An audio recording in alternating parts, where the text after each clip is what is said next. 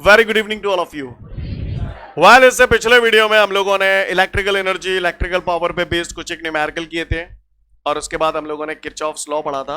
Kirchhoff's law में मैंने आपको किरचॉफ फर्स्ट लॉ और उस पर बेस्ड एक दो न्यूमेरिकल बताए थे। आज हम लोग किरचॉफ सेकंड लॉ देखने जा रहे हैं। क्या देखने जा रहे हैं? किरचॉफ फर्स्ट लॉ को हम लोग किरचॉफ करंट लॉ भी बोलते थे, ठीक है। तो आज बात हो रही है किरचॉफ सेकंड लॉ। जब भी कोई आपसे किरचॉफ सेकंड लॉ बोले तो आपके दिमाग में यह घंटी बजनी चाहिए, sigma I R is equal to sigma E. Sigma I R is equal to sigma E. कभी भी कोई किरचॉफ सेकंड लॉ बोले हमारे दिमाग में यह घंटी बज जानी चाहिए, सिग्मा आई आर बराबर सिग्मा ई। आपने आई आर सुना है? I R V is equal to I R लिखते हो, वी यानी वोल्टेज की बात हो रही है। किरचॉफ सेकंड लॉ को हम लोग केवीएल भी बोलते हैं। केवीएल बोले तो किरचॉफ्स वोल्टेज लॉ। क्या बोलते हैं? हाँ, क्लियर। कल को अगर आप लोग इंजीनियरिंग वगैरह करेंगे तो वहां पर बच्चे लिखते हैं ऑन अप्लाइंग केवीएल।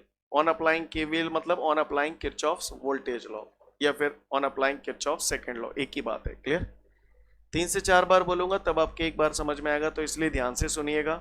मैं पहले ही बोल रहा हूं, कोई भी बंदा या बंदी जरा सा भी डिस्ट्रैक्ट हुआ आपकी वाट लग जाएगी, हम हेल्पलेस हो जाएंगे। समझ पा रहे हैं आप मेरी बात को? क्लियर? बाद में फिर रोते ही रहना, कुछ नहीं होगा। तो मैं यहां पर बात कर रहा हूं आज किरचॉफ सेकंड लॉ की, या फिर किरचॉफ वोल्टेज लॉ भी बोलते हैं। This law is based on the law of conservation of energy. और किरचॉफ फर्स्ट लॉ जो था that was based on the law of conservation of charge. Clear? तो इससे पहले कि मैं किरचॉफ सेकंड लॉ की बात करूं, कभी भी कोई किरचॉफ सेकंड लॉ बोले हमारे दिमाग में ये कहानी अटक जानी चाहिए, पहली बात, ठीक है। सिग्मा आई आर बराबर सिग्मा ई। यहां पर थोड़ा सा हम डिस्कस करते हैं। सिग्मा फर्स्ट लॉ में भी आपने सिग्मा देखा था। सिग्मा को बोलते हैं सम, जोड़, यस और नो, एडिशन, है ना, एल्जेब्रिक सम। सिग्मा क्या है यहां पर? Algebraic sum. ये करंट और ये रेजिस्टेंस, करंट और रेजिस्टेंस के प्रोडक्ट का सम है। काय का सम है? करंट और रेजिस्टेंस के प्रोडक्ट का सम है, यस और नो। अच्छा, अच्छी बात है। आइए इधर आइए। ये एक बंदा है, इस बंदे का ये मैंने यहां पर कुछ कैरेक्टरिस्टिक लिखी हैं। आप समझ गए ये कैरेक्टरिस्टिक्स आपको क्या है ये?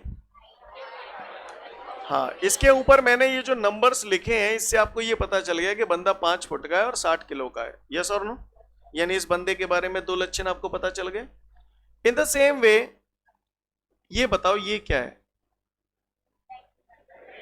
बैटरी, या आप इसे सेल बोलते हो।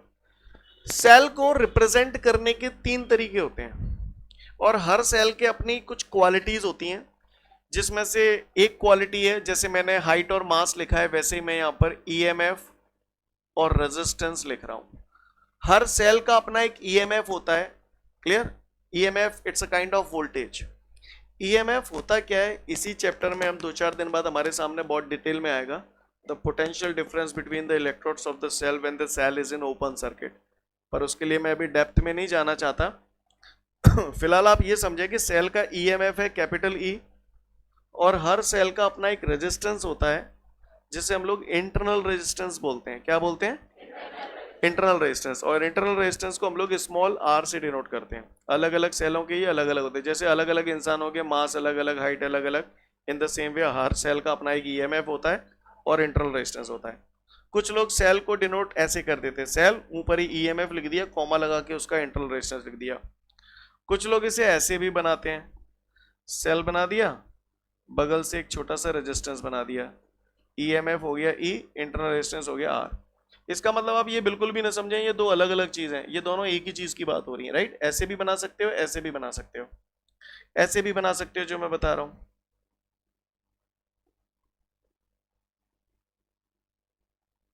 क्लियर? ऐसे करके समझ गए? मैंने इसको बॉक्स में बंद कर दिया। बॉक्स में बंद कर दिया इसका मतलब ये है कि ये 2 अलग अलग चीजें नहीं है, एक सिंगल कंपोनेंट है। बात समझ में आ रही है सभी को? ये मैं आपको इसलिए बता रहा हूं, कल को आप अलग अलग किताबें पढ़ेंगे, अलग अलग नोट्स पढ़ेंगे, किसी में ऐसे बना होगा, किसी में ऐसे बना होगा, किसी में ऐसे बना होगा, और ये सारी चीजें एक ही बात है। क्लियर है? जो बोल रहा हूं भाषा समझ में आ रही है? तो ई क्या है? What is E? EMF of the cell. E क्या है बोलो इसको? स्मॉल आर क्या है? रेजिस्टेंस, है ना। हर सेल का अपना एक इंटरनल रेजिस्टेंस होता है, ठीक है, अच्छी बात है। जो बोला समझ में आया? सेलों से क्या करते हो? क्या मिलता है आपको सेल से? हैं? सेल से करंट मिलता है आपको। करंट का क्या करते हो? कूलर चलाते हैं, पंखा चलाते हैं, टीवी चलाते हैं, आग लगाते हैं। बोलो भैया, सेल से ही तो काम करते हैं। टॉर्च में डाल लेते हो, घड़ी में डाल लेते हो। बोलो भैया, यस और नो? सही बोल रहा हूं? हर वो जगह है जहां पर करंट की रिक्वायरमेंट हो रही है तो वहां पर हम सेल का इस्तेमाल कर सकते हैं। यस और नो? तो सेल से आप जो चला रहे हो, कूलर चला रहे हो, पंखा चला रहे हो, टीवी चला रहे हो, आग लगा रहे हो हीटर में, तो ये कूलर, पंखा, टीवी, इनको हम लोग बोलते हैं एक्सटर्नल रेजिस्टेंस। क्या बोलते हैं? इसे हम लोग एक्सटर्नल रेजिस्टेंस भी बोलते हैं, कई बार हम लोग इसे लोड रेजिस्टेंस भी बोलते हैं। क्या बोलते हैं? कभी बोला है आपने ऐसे? बोला है आपने? घर में जब हीटर चालू कर रहे हो, भैंसन के बांट के लें, वो अचानक दे लट्टू मद्दो बच जाते हो तो तुम कहते हो लोड बढ़ो, लोड बढ़ो, लोड बढ़ो। नहीं है बस में? क्लियर है? बोलते हो ना? तो एक्चुअली हर वो जगह जहां पर आप करंट का इस्तेमाल कर रहे हो उसे हम लोग क्या बोलते हैं? लोड रेजिस्टेंस या external resistance. External resistance is denoted by the letter capital R. Clear? अब दिमाग में उतारना, इंटरनल रेजिस्टेंस स्मॉल आर से डिनोट करते हैं, अभी आएगा इंटरनल रेजिस्टेंस, बहुत डिटेल में आएगा। एक्सटर्नल रेजिस्टेंस को कैपिटल आर से डिनोट करते हैं। जो बोल रहा हूं आपको पल्ले पड़ रहा है? सीन क्लियर है? चलिए देखते हैं फिर। अगर ये बात आपको समझ में आई तो गौर से देखिएगा सभी लोग ऑन द बोर्ड, ठीक है? मेरा पूरा रिक्वेस्ट है, चार जगह नजर मत मारना, केवल ऑन द बोर्ड देखना अभी आप, ठीक है ना? तो लुक एवरीवन, ये मैंने बेटा एक सेल बनाई है, राइट? मैंने मान लिया इस सेल का ईएमएफ E1 है और इस सेल का इंटरनल रेजिस्टेंस R1 है, ठीक है? ये मैंने एक और दूसरा सेल बनाया और इसका इंटरनल रेजिस्टेंस R2 मान लिया, इसका ईएमएफ E2 मान लिया। क्लियर? ये दो अलग अलग सेल है। क्या मिलेगा सेलों से आपको? करंट मिलेगा। सुना है करंट का फ्लो पॉजिटिव टर्मिनल से नेगेटिव टर्मिनल की तरफ होता है। इसमें ये पॉजिटिव है, नेगेटिव, ऐसे बहेगा। ये करंट मैंने मान लिया है I1, इससे भी ये करंट बह रहा है I2। क्लियर? अब सेल से आपको करंट मिलेगा, करंट का क्या करोगे? कूलर चलाएंगे, पंखा चलाएंगे, टीवी चलाएंगे। ये कूलर, पंखा, टीवी क्या है? एक्सटर्नल रेजिस्टेंस को कैसे डिनोट करते हैं? शाबाश। तो इसको उठा के मैंने पूरे सर्किट को लोड रेजिस्टेंस से कनेक्ट कर दिया। लोड रेजिस्टेंस बोले तो कैपिटल आर। जो बोला पल्ले पड़ा? यानी यहां से जो करंट आ रहा है, जो सप्लाई आ रही है, वो लोड रेजिस्टेंस में जा रही है। सीन क्लियर है? यहां से करंट I1 आया, यहां से I2 भी मिल गया इसमें, तो बताओ यहां से कितना पास हो रहा है? I1 plus I2। किसी को कोई दिक्कत बेटा? यहां तक बात समझ में आई? मैंने इस पूरे सर्किट को नाम दे दिया A, B, C, D, E, F। कोई ठेका नहीं है, नाम मैंने जैसे दिए वैसे ही आप दें, जैसी इच्छा हो वैसे दे सकते हैं। सीन क्लियर है सभी को? अच्छी बात है। किरचॉफ का सेकंड लॉ हमसे क्या कहता है? स्टेटमेंट में 10 मिनट बाद बोलूंगा, मैं ज्यादा कॉम्प्लेक्स नहीं करना चाहता, तो बिल्कुल विकेट टू विकेट बात कर रहा हूं, ठीक है? जितना बोला उतना क्लियर है ना? 2-3 बार बोलूंगा तब समझ में आएगा बेटा, ध्यान से, बिल्कुल बारीकी से। ये करंट आ रहा है I1, ऐसे आ रहा है, ऐसे आ रहा है। इस करंट के करस्पॉन्डिंग रेजिस्टेंस कौन है? R1। इस करंट के करस्पॉन्डिंग रेजिस्टेंस R2। इस करंट के corresponding resistance capital R। Yes और नो? मैं फिर से बोल रहा हूं, इस करंट के करस्पॉन्डिंग रेजिस्टेंस ये है R1, I2 करंट के करस्पॉन्डिंग रेजिस्टेंस R2 है, और I1 प्लस I2 करंट के करस्पॉन्डिंग रेजिस्टेंस कैपिटल R है। सीन क्लियर है? समझ में आ रही बात सभी को? मैं आपको पहले ये बता दूं मैं पढ़ा क्या रहा हूं। जैसे मैं आपको बोलूं चलो आओ अपन लोग सुडोकू खेलेंगे, क्या खेलेंगे? तो आओगे आप खेलने? तो कहोगे पहले खेलवा सिखा दो। यस और नो? क्योंकि जब तक खेलना नहीं आएगा खेलेंगे कैसे? तो मैं यहां पर आपको एक खेल सिखा रहा हूं। ये खेल जब आप सीख जाएंगे और फिर जब आप इसे न्यूमेरिकल में अप्लाई करेंगे तब आपको लगेगा अच्छा ऐसा होता है। समझ पा रहे हैं आप मेरी बात को? सीन क्लियर है? तो मेरी बात ध्यान से सुनिएगा सब लोग। यहां पर इस रूल को जब हम अप्लाई करते हैं तो हमारे पास कुछ एक हमें रूल, मतलब इस किरचॉफ सेकंड लॉ को अप्लाई करते हैं तो कुछ रूल हमें फॉलो करने पड़ते हैं। क्या रूल फॉलो करने पड़ते हैं? ध्यान से सुने। जैसे आप लोगों ने फर्स्ट लॉ पढ़ा था, जो करंट जंक्शन की तरफ जाते थे कैसे लेते थे, और जो जंक्शन से दूर जाते थे वो ऐसे लेते थे। तो इसी तरीके से यहां पर भी कुछ एक रूल्स हैं जो हमें समझने होंगे। गौर से सुनिएगा। ई क्या है? ई क्या है बताओ भाई? EMF of the cell.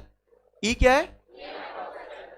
जब भी किसी सर्किट में अगर मैं सेल के अंदर नेगेटिव टर्मिनल से पॉजिटिव टर्मिनल की तरफ जाऊंगा तो ईएमएफ पॉजिटिव लूंगा। देसी में समझो, जहां पहुंचूंगा वो वाला लूंगा। नेगेटिव से पॉजिटिव जाऊंगा तो पॉजिटिव, नियम है, याद रखना है। पॉजिटिव से नेगेटिव जाऊंगा तो बताओ जरा। इधर मैं डायरेक्शन दे रहा हूं कुछ आपको, मान के चलो ये लाइन है, इस लाइन में मैं ऐसे जा रहा हूं तो मुझे दिख रहा है ऐसे जा रहा हूं, यानी नेगेटिव से पॉजिटिव की तरफ जा रहा हूं, तो कैसा लूंगा? पॉजिटिव। अब बताना, मैं घूम रहा हूं इसमें, ऐसे घूमता हुआ ऐसे आया, अब मैं ऐसे जा रहा हूं, नेगेटिव। समझ गए मेरी बात को? हवाल में जाए न्यो कहूं, मैं ऐसे आ रहा हूं तो E2 पॉजिटिव हो जाएगा ईएमएफ, और ये नेगेटिव। समझ में आई बात? तो ईएमएफ हमेशा, इसका ई की बात कर रहा हूं, ईएमएफ हमेशा कब पॉजिटिव लेना है कब नेगेटिव लेना है, समझ में आया? इसका नियम समझ में आया? पॉजिटिव से नेगेटिव जाएंगे तो क्या लेंगे, और नेगेटिव से पॉजिटिव जाएंगे तो पॉजिटिव। समझ गए? जहां पहुंचते हैं वो वाला लेते हैं। समझ में आ गया पहला रूल? ठीक है। दूसरा रूल, उसको भी समझो थोड़ा सा, सिंपल देसी में समझा रहा हूं। अगर नदी की डायरेक्शन में बहोगे तो काम पॉजिटिव है या नेगेटिव है, और नदी के अपोजिट डायरेक्शन में नेगेटिव। जो बोला पल्ले पड़ा? ठीक है बॉस, कॉपी पे लिख लेते हो ना? कॉपी पे जब आप लिखते हो तो आपका लिखने का तरीका ये होता है, ऐसे, यस और नो? कोई ठेका है ऐसे ही लिखूं? कोई ठेका तो नहीं है लिखने को, तो मैं ऐसे भी लिख सकता हूं, ऐसे। बोलो भैया, पर एक कन्वेंशन होता है, मुझे मान लेते हैं कि भैया ऐसे, कुछ ना कुछ तो अज्यूम करना पड़ता है ना आपको। मैं बोलूं इस लाइन की लंबाई नापो, तो इसके लिए ऐसे ही तो रखोगे? बोलो भैया, कोई ठेका है इसके लिए यहीं से 0 रखूं? इधर भी रख सकता हूं, ऐसे भी तो रख सकता हूं, इसके लिए यहां पे 0 रख दिया मैंने। बोलो भैया, ऐसे भी रख सकता हूं। स्टार्टिंग पॉइंट तो अज्यूम करना पड़ता है। जो बोला हूं पल्ले पड़ रहा है? अच्छी पड़ेगा, धीरे धीरे पूरी चीजें जब मिलेंगी तो पल्ले पड़ेगा, घबराना नहीं।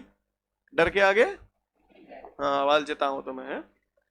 तो सुने, जब भी किसी सर्किट में, बस सुन लें ठीक है शांत मन से, जब भी किसी सर्किट में अगर हम करंट की डायरेक्शन में ट्रेवल कर रहे हैं तो हमेशा वैल्यू कैसी लेंगे? पॉजिटिव, नदी की डायरेक्शन। समझ गए ना? और अगर हम करंट के अपोजिट डायरेक्शन में ट्रेवल कर रहे हैं तो जो बोला पल्ले पड़ा। एक लास्ट बात और, किरचॉफ सेकंड लॉ हर जगह नहीं लगता। किरचॉफ सेकंड लॉ केवल और केवल क्लोज्ड सर्किट में लगता है। कहां लगता है? क्लोज सर्किट में। जितना बोला क्लियर है? अब इसे अप्लाई करने का वक्त आ गया है। मैं दोबारा रिपीट करवा रहा हूं, अब बताओ, शॉर्ट में बोल रहा हूं। सबसे पहले ईएमएफ कब पॉजिटिव कब नेगेटिव लिया जाता है, समझ गए? नेगेटिव से पॉजिटिव जा रहा हूं तो पॉजिटिव से नेगेटिव जा रहा हूं, समझ गए? चलो, आई और आर का प्रोडक्ट, करंट की डायरेक्शन में चल रहा हूं तो अपोजिट में चल रहा हूं, और किरचॉफ सेकंड लॉ हमेशा कहां लगता है? क्लोज सर्किट में। इतनी बात समझ में आई? तो सुनो गौर से, अब ध्यान से सुनना सब लोग। On applying Kirchhoff's second law in closed circuit A B F E A, closed है पूरा, A B F E A। मैं यहां पर किरचॉफ का सेकेंड लॉ अप्लाई कर रहा हूं, ठीक है? A B F E A पूरा बंद है चारों तरफ से, इसमें मैं किरचॉफ का सेकेंड लॉ अप्लाई कर रहा हूं। तैयार? किरचॉफ सेकंड लॉ जिस जगह भी आपको अप्लाई कर रहे हैं, जैसे मैंने बोला लाइन की लंबाई नापो, तो स्केल कहीं भी रख सकते हैं आप, स्वतंत्र हैं। इसी तरीके से ये क्लोज सर्किट है, तो सबसे पहले आपको ये डिसाइड करना है कि चलना कैसे है। आप सर्किट में ऐसे भी घूम सकते हैं, है ना, एंटी क्लॉकवाइज भी घूम सकते हैं, या क्लॉकवाइज भी घूम सकते हैं, जिसकी जैसे इच्छा हो वैसे घूम सकता है, राइट? तो मैंने मान लिया मैं ऐसे घूम रहा हूं, समझ गए? मैंने मान लिया मैं ऐसे घूम रहा हूं, तो हाथ से इशारा करके बताओ मैं ऐसे घूम रहा हूं या ऐसे घूम रहा हूं। पहले तो ये बताओ, ऐसे घूम रहा हूं, समझ गए?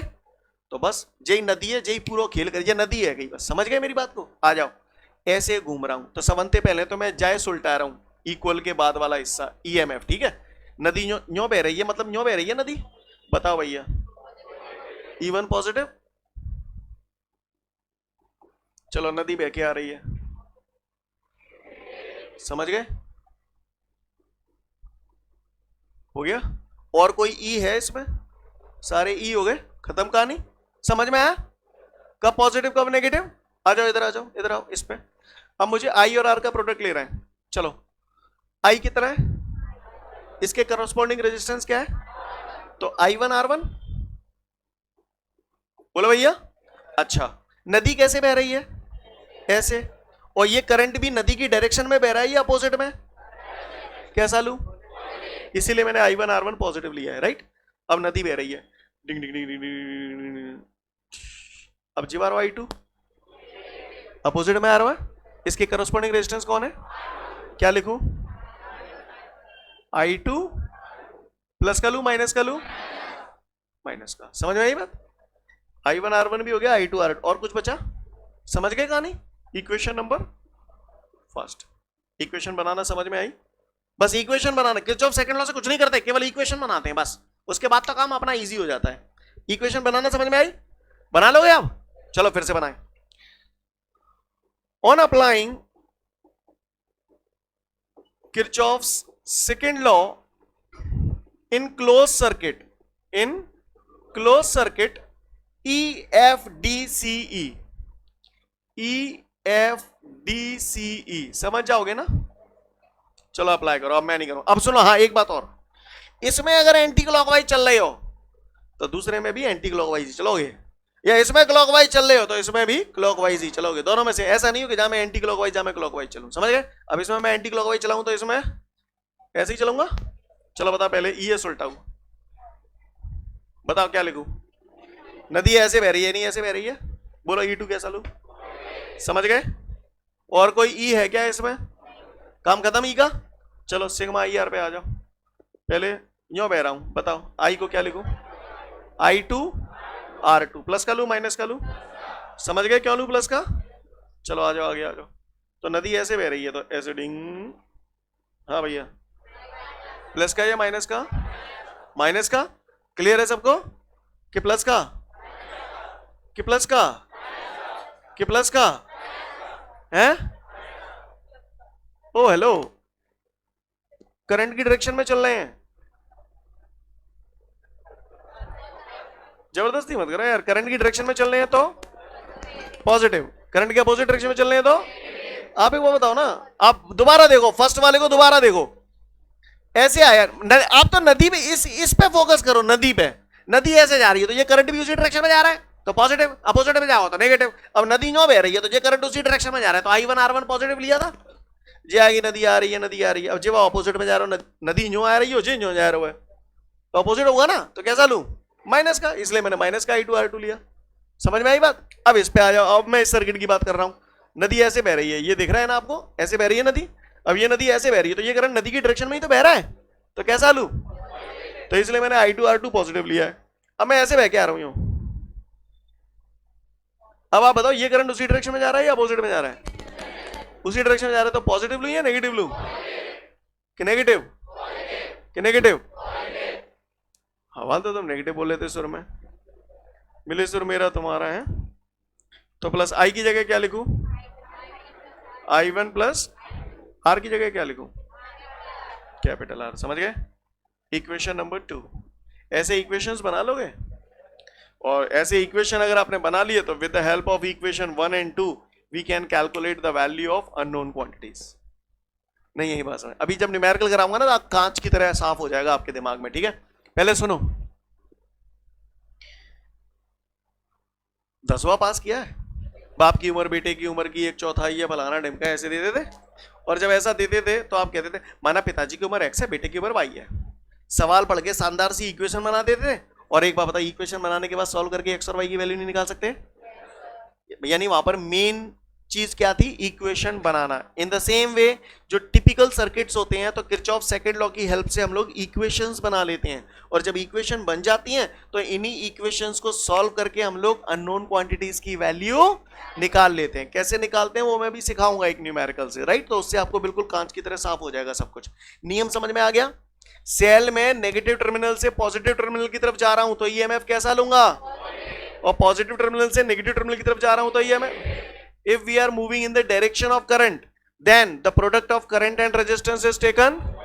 And if we are moving in the opposite direction of current, then the product of current and resistance is taken negative. Got my point everyone? Scene clear है? अब मैं किरचॉफ सेकंड लॉ बोल रहा हूं, अब आपको समझ में आएगा। According to the Kirchhoff's second law, in a closed circuit, अब समझ में आया क्लोज सर्किट क्यों बोल रहा हूं? आपने देखा हर जगह मेरे क्लोज सर्किट में लगाया। अच्छा, algebraic sum of, algebraic sum समझ में आ रहा है? सम ले रहा हूं सभी का। प्रोडक्ट ऑफ, क्यों बोल रहा हूं प्रोडक्ट, समझ में आ रहा है? आई करंट है और उसी करंट के करस्पॉन्डिंग रेजिस्टेंस मैंने आर लिया है। जैसे मैंने अभी पूछा था इस करंट के करस्पॉन्डिंग रेजिस्टेंस आर, तो आपने आई वन आर वन ही तो लिया है ना? इस ब्रांच में करंट आई टू है, रेजिस्टेंस आर टू है, तो आई टू आर टू, यानी जो करंट ले रहे हो उसी के करस्पॉन्डिंग रेजिस्टेंस ले रहे हो। 2 से 3 बार लॉ बोलूंगा, ध्यान से सुन लेना, बाद में पूछूंगा तो तोड़ूंगा। According to the Kirchhoff second law, in a close circuit the algebraic sum of product of all the currents which is flowing in the different part of the circuit, ये करंट अलग अलग पार्ट में बह रहे हैं circuit के में, clear? अच्छा, फिर से बोल रहा हूं, according to the Kirchhoff second law, in a close circuit the algebraic sum of product of all the currents which is flowing in the different part of the circuit and their corresponding resistances is equal to the algebraic sum of EMF of the cell। फिर से बोल रहा हूं, according to the Kirchhoff second law in a close circuit, समझ में आया close circuit क्या बोला? According to the Kirchhoff second law in a close circuit the algebraic sum of product of, product of क्यों बोल रहा हूं, समझ में आ रहा है? क्योंकि आई और आर का प्रोडक्ट हो रहा है। According to the Kirchhoff second law in a close circuit the algebraic sum of product of all the currents which is flowing in the different part of the circuit and their corresponding resistances is equal to the algebraic sum of EMF of the cell. Scene clear है सभी को? किसी को कोई दिक्कत? Last फिर से repeat कर रहा हूं, according to the Kirchhoff second law in a closed circuit the algebraic sum of product of all the currents which is flowing in the different part of the circuit and their corresponding resistances is equal to the algebraic sum of EMF of the cell। This law is based on the law of conservation of energy। इसको हम लोग Kirchhoff's voltage law भी बोलते हैं। Scene clear है? Exam में Kirchhoff voltage law आ गया, ये किरचॉफ सेकंड लॉ आ गया, तो इतना लिख देना पर्याप्त है। बाकी का साइन कन्वेंशन बताओ। If we are moving in the direction of current then the product of current and resistance is taken, and if we are moving in the opposite direction of current then the product of current and resistance taken negative। if we are moving from negative terminal to positive terminal of the cell then EMF is positive, and if we are moving from positive terminal to negative terminal then EMF would be negative। I hope you understand guys। Scene clear है सभी को? Kirchhoff second law शांत मन से पढ़ लें एक बार।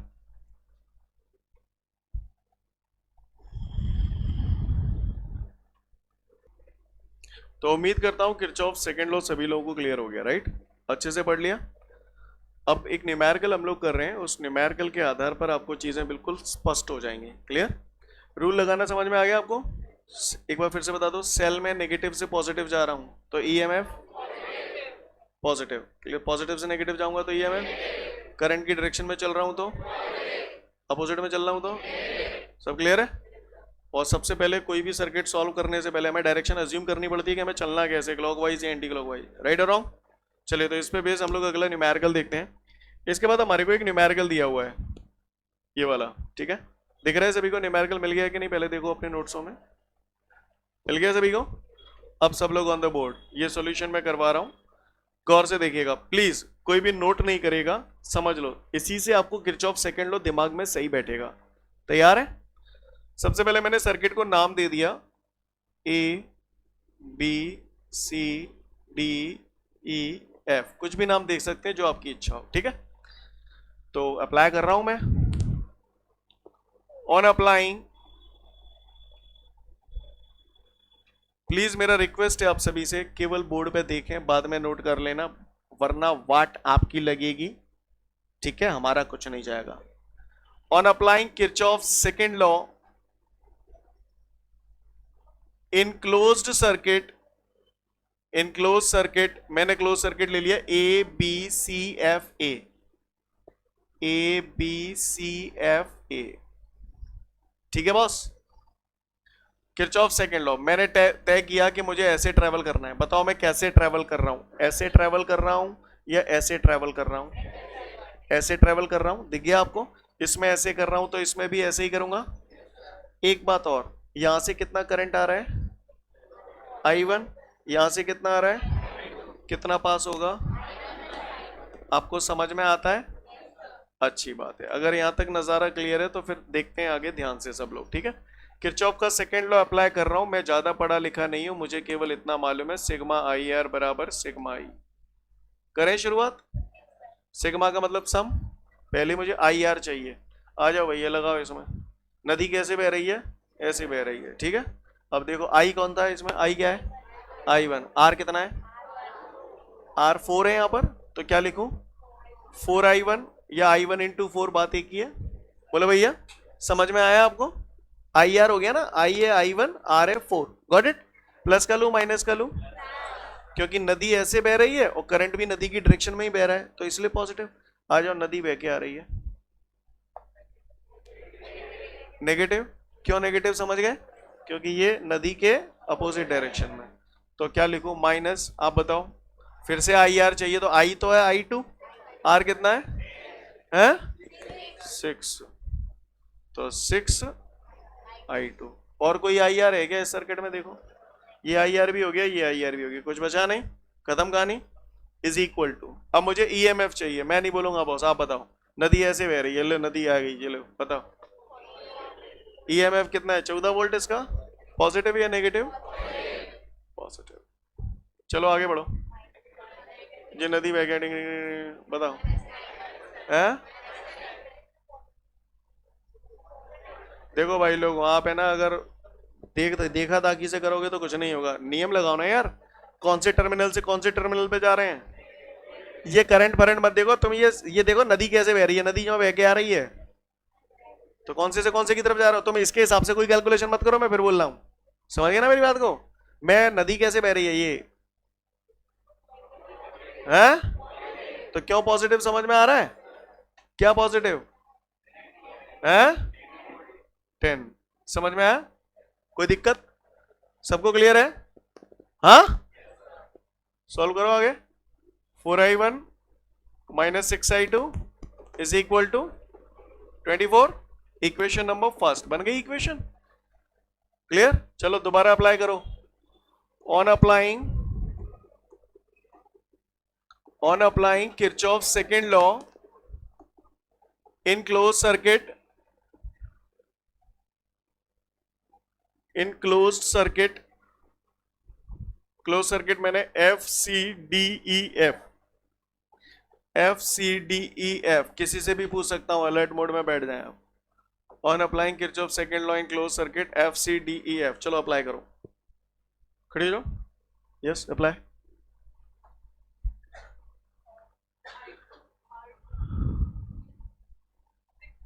हाँ 6I2, प्लस का लो माइनस का लो, प्लस का लो, ठीक है आगे बढ़ो।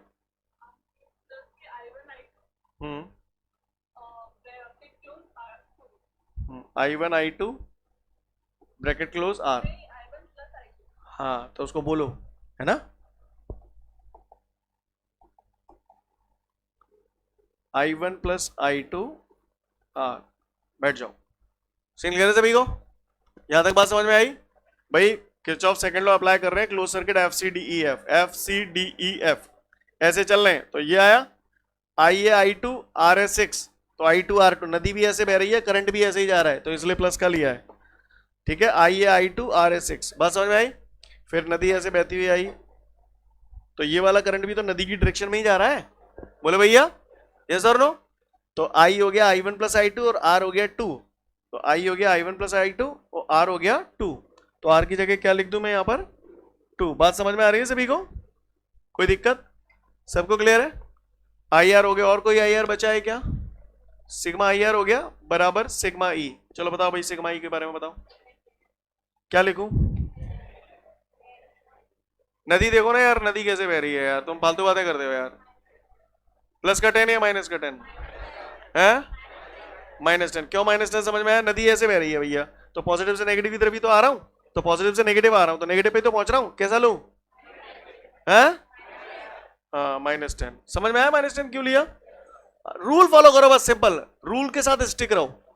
सीन क्लियर है, कितने लोगों को ये दोनों समझ में आया, हाँ ठीक है ओके कर लेंगे। चलो आ जाओ चपकाता हूं आगे, 6I2 plus hello 2I1 plus 2I2 is equal to -10। Solve करो इसे, 2I1 ये हो गया, ठीक है, 6I2 plus 2I2 8I2 is equal to -10। किसी को कोई दिक्कत, माइंड इट। अब ये हमारी इक्वेशन नंबर 2 बन गई। इक्वेशन 2 अभी बनाऊंगा, दोनों इक्वेशंस को सॉल्व करके I1 I2 की वैल्यू निकाल सकता हूं, ये तो अब आपके बाएं हाथ का खेल है, बोले भैया। तो मैंने दोनों तरफ -2 का मल्टीप्लाई कर दिया है ना, मल्टीप्लाई बाय, मैथमेटिकली जिसकी जैसे इच्छा हो वैसे सॉल्व कर सकता है, कोई दिक्कत वाली बात नहीं। Multiply by -2 at both side, दोनों तरफ -2 का अप्लाई करूंगा तो बताओ ये क्या हो जाएगा।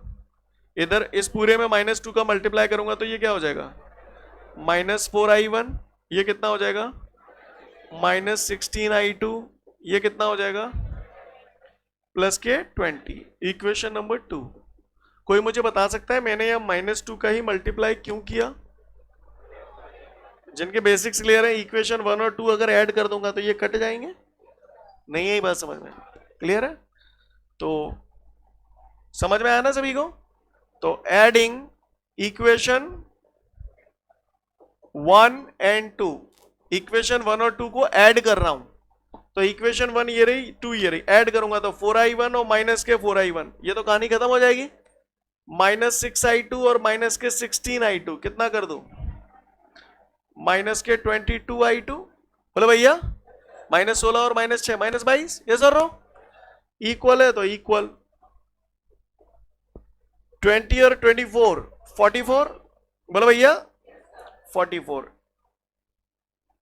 सही जा रहा हूं? तो I2 is equal to, minus उधर शिफ्ट कर दूंगा तो I2 is equal to -2 ampere. I hope you understand guys, scene clear है? I2 की वैल्यू आ गई, I1 की कैसे निकालूं? पुट किसी भी एक इक्वेशन में रख दे, तो put the value of I2 in equation first में रख लो, 4i1 -6, I2 हमारा -2 है, -6 का -2 से मल्टीप्लाई करूंगा तो प्लस के 12 इक्वल टू 24,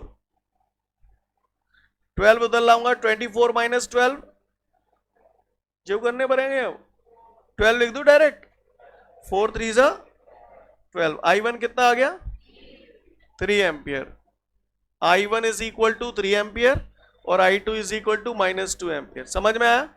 मैंने आपको किरचॉफ सेकंड लॉ भी पढ़ाया था, मैंने क्या बोला था, केवल इनका इंटेंशन इक्वेशन बनाना होता है। तो आपने देखा किरचॉफ्स लॉ लगाकर आपने 2 इक्वेशन बना लिए, इसके बाद मैंने कुछ किया ही नहीं है, केवल सिंपल मैथमेटिकल कैलकुलेशन किया है।